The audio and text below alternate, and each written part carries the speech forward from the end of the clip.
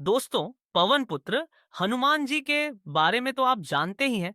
राम भक्त हनुमान जी को कई नामों से जाना जाता है, जैसे पवन पुत्र, मारुति नंदन, केसरी नंदन और संकट मोचन। हनुमान जी के पिता सुमेरु पर्वत के राजा वानरराज केसरी थे और माता का नाम अंजनी था। इस वीडियो में हम आपको हनुमान जी के जन्म के बारे में बताएंगे कि माता अंजनी को वो कैसे प्राप्त हुए और किस वजह से वे अप्सरा से वानर बन गई थी।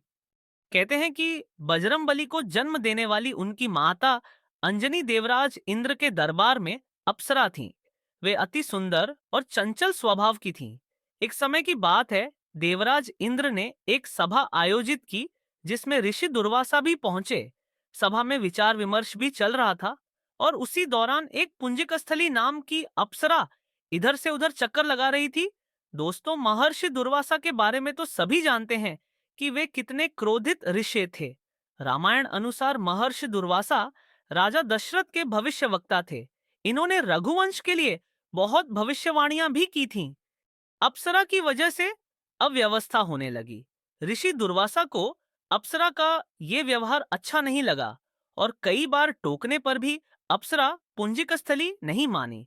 इसके बाद क्रोध में आकर उन्होंने अप्सरा को श्राप दे दिया कि जैसे तू देव अप्सरा होकर भी वानरियों की तरह सभा में रुकावट पैदा कर रही है, उसी तरह तू भी वानरी हो जाएगी। ऋषि के इस श्राप के कारण पुंजिकस्थली श्रापित हो चुकी थी। दुर्वासा ऋषि से माफी मांगने के बाद पूंजिकस्थली ने पूछा कि मुझे क्षमा कर दीजिए, ये मेरी भूल थी। कृपया मुझे इस श्राप से निकलने का कोई रास्ता बताइए। अप्सरा की विनती करने पर ऋषि दुर्वासा ने कहा, अपनी चंचलता के कारण अगले जन्म में तू वानर जाति में पैदा होगी। देवसभा की अप्सरा होने की वजह से तेरे गर्भ से एक महान बलशाली, यशस्वी और प्रभु भक्त बालक का जन्म होगा। इस श्राप की वजह से ही अगले जन्म में अप्सरा ने राजा विराज की कन्या के रूप में जन्म लिया, जहां उनका नाम अंजनी पड़ा। उनका विवाह राज केसरी के साथ हुआ और उसी जन्म में उन्होंने वीर बलवान बजरंग हनुमान को जन्म दिया। दोस्तों, इस वीडियो को अपना कीमती वक्त देने के लिए आपका बहुत बहुत धन्यवाद। हमारा ये वीडियो आपको कैसा लगा?